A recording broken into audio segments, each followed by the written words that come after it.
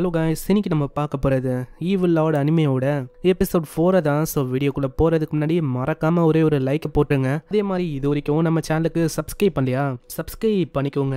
இந்த எபிசோட ரொம்ப டிலேவா தான் அவங்க ரிலீஸே பண்ணாங்க, அதனால தான் இங்க வீடியோ வரதுக்கு லேட் ஆயிடுச்சு. ஸோ வீடியோக்கு 2K லைக்ஸை கொடுங்க, ஏன்னா அப்போதான் நிறைய பேருக்கு ரெக்கமெண்ட் ஆகும். சரி வாங்க நம்ம டைம் வேஸ்ட் பண்ணாம எப்பிக்குள்ள போகலாம். எப்பிக்கோட ஸ்டார்டிங்லயே அந்த டீச்சரு அவன் வந்து கத்த ஆரம்பிக்கிறான். அட என்ன இது, எல்லாமே இங்க இருக்கிறது ஃபேக்கா இருக்கு. அந்த பையனும் ட்ரைனிங் ரொம்ப இப்போ ஃபாஸ்டா பண்ண ஆரம்பிக்கிறான். அவனோட ட்ரைனிங்கும் கம்ப்ளீட் ஆயிடுச்சுன்னா அவ்வளவுதான், பணத்தையும் நல்லா ஏர்ன் பண்ண முடியாது.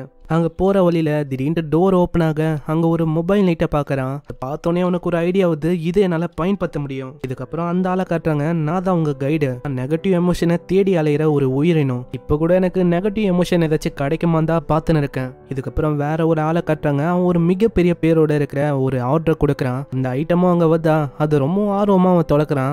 உள்ள அவன் எதிர்பார்த்த விஷயம் இல்ல போல, இதனால அங்க நெகட்டிவ் எமோஷன் இவனுக்கு வருது. பரவாயில்ல, இந்த நெகட்டிவ் எமோஷன் இது ரொம்ப டேஸ்டா இருக்கு. இதுக்கப்புறம் அவங்க ட்ரைனிங் எடுக்கும் போதே அந்த பட்லர் கிட்ட அவன் சொல்றான், அந்த டீச்சர் அவர் வந்து சொன்னாரு அந்த மொபைல் நைட்டை ரெடி பண்ணணும்னு. ஓ அப்படியா, அது ஒரு நல்ல யூனிட் தான். அது உங்களோட great grand father lord Alistair அவரோட யூனிட் தான். அது நல்ல யூஸா உங்களுக்கு இருக்கும். ஒரு ட்ரூவான பைலட்னா நீங்க என்ன யோசிக்கிறீங்க, ஈவன் அது வந்து ஹார்டா இருந்தாலும் அதை பறக்க வைக்கணும், ஈவன் அது ஓல்டான யூனிட்டா இருந்தாலும். சரி லார்ட் லியாம், எனக்கு வந்து புரியுது, ஆனா இந்த ட்ரைனிங்கை பத்தி தான் நான் யோசிக்கிறேன். வேஸ்ட் ஆஃப் டைம் தான் எனக்கு தெரியுது. இல்ல உங்களுக்கு தெரியாது, இது ஒரு பயங்கரமான ஹிடன் டெக்னிக். ஆனா இதை ட்ரை பண்ண இருக்கேன், கண்டிப்பா என்னால மாஸ்டர் பண்ண முடியும். இந்த சைடு அந்த மெய்டும் அங்க போகும்போதே சொல்றா, எனக்கு தெரியல அந்த டீச்சர் அவர் என்ன ஒரு உண்மையிலேயே ஃபர்ஸ்ட் ரேட்ல இருக்கிற ஸ்வாட்ஸ்மேனானு. நான் என்னால அதை நம்ப முடியல. ஆனா மாஸ்டரோட ஆர்டர் என்னன்னா இதை வந்து நான் ரெடி பண்ணணும். சோ உன்னை நான் நம்புறேன், இதான் என்னோட மாஸ்டரை சேஃபா வச்சுக்கணும். இதுக்கப்புறம் அங்க ஒரு குழுவும் வந்திருக்கும். அங்க இருக்கிற அந்த லேடி இவ தான் அந்த மொபைல் நெட்டுக்கு சார்ஜா இருக்கா. அங்க மெய்டு போன பார்த்தோன்னே அவளுக்கு தெரிஞ்சது இது ஒரு ஏஐ ரோபோட் தானே. சோ இதனால அப்படியே அவ தொட்டு பார்க்க ஆரம்பிக்கிறா. இது வந்து ஒரு ஹை குவாலிட்டி ரோபோட்டா எனக்கு தெரியுது. வந்து இதெல்லாம் தேர்ந்தெடுக்கிறதுக்கு ரொம்ப டைம் ஆக்குன போல.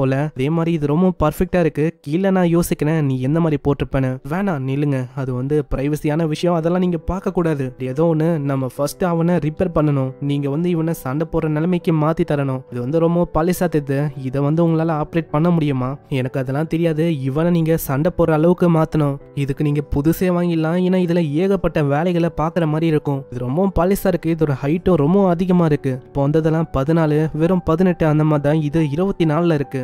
அதே மாதிரி இதோட பார்ட்ஸ் அது வந்து கிடைக்குமான்னு தெரியல, அதுக்கு விலையும் ரொம்ப அதிகமா போகும். எனக்கு அதெல்லாம் தெரியாது, விலை எவ்வளவு வேணாலும் போகட்டும், எனக்கு வந்து இது ரெடி ஆகணும், அவ்வளவுதானே, நான் வந்து பாத்துக்கிறேன். அங்க அந்த டைம்ல தான் டீச்சரும் வந்து இருப்பாரு. டீச்சருக்கு என்னன்னு தெரியல, அந்த பொண்ணை பார்த்தோன்னே இவரோட இதையும் அப்படியே பயங்கரமா துடிக்குது. அட இவ வந்து என்னோட டைப் மாதிரி தான் எனக்கு தெரியுது, நான் எப்படியாச்சும் அவங்க கிட்ட பேசணும். அங்க லியாமும் ஒரு ராக்கெட் பஞ்சை பத்தி சொல்றான், அதை பத்தி அவங்களுக்கு தெரியல, வந்து தேவையில்லாத விஷயம் சொல்றாங்களா. அவங்க மாஸ்டரும் பேசுறதுக்கு வராரு, அவங்க அவங்களுக்கும் கண்டுக்கவே இல்லை. என்ன சொல்றீங்க, அது உண்மையிலேயே நல்லா இருக்கும். இல்ல டேங்கே ஸ்பேஸை நிரப்பிடும், அதே மாதிரி அந்த அட்டாக்னால ஹேண்ட் வந்து தனியா போயிடும். இல்ல நீங்க அப்படி சொல்லக்கூடாது, ஒரு மென்னோட கனவும் அதுதான். அதெல்லாம் இல்ல.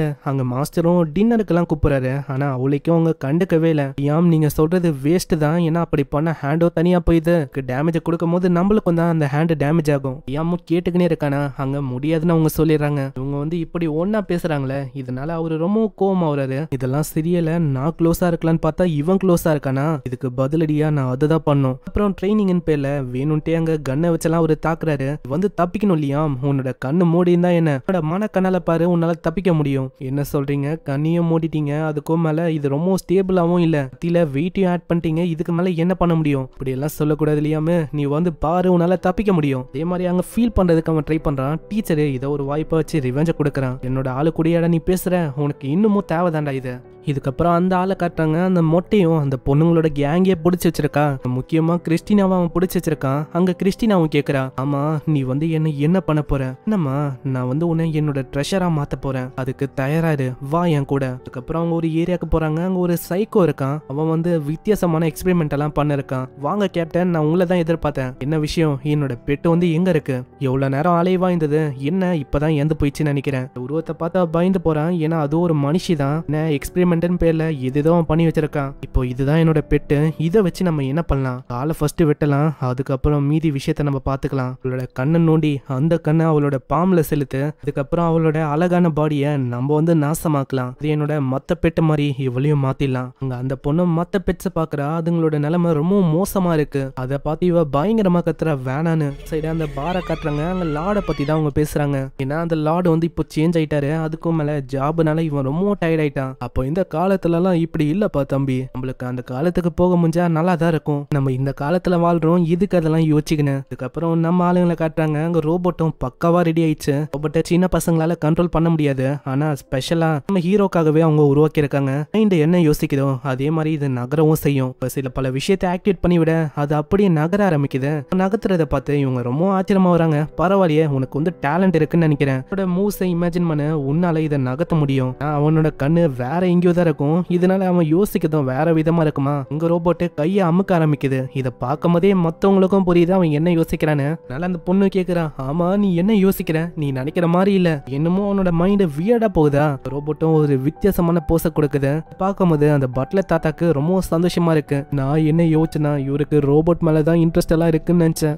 பரவாயில்ல, இப்போ ரொம்ப சந்தோஷமா இருக்கு, இந்த மாதிரி ரியலான பொண்ணுங்க மேலேயும் இவருக்கு இன்ட்ரெஸ்ட் இருக்குன்னு. இதனால டீச்சர் ரொம்ப கடுப்பாகிறானா. டீச்சர் இதனாலே கடுப்பு எல்லாத்தையும் அங்க ட்ரைனிங்ல காட்டுறான். இதுக்கப்புறம் அவன் ட்ரைனிங் பண்றான், ஆனா அவனுக்கு அந்த டெக்னிக்கை ஒண்டி மாஸ்டரே பண்ண முடியல. எனக்கு தெரிஞ்சு எனக்குள்ள அந்த டேலண்ட் இல்லன்னு நினைக்கிறேன். சாரி மாஸ்டர், இந்த மாதிரி என்னால அந்த விஷயத்தை கண்டுபிடிக்க முடியல.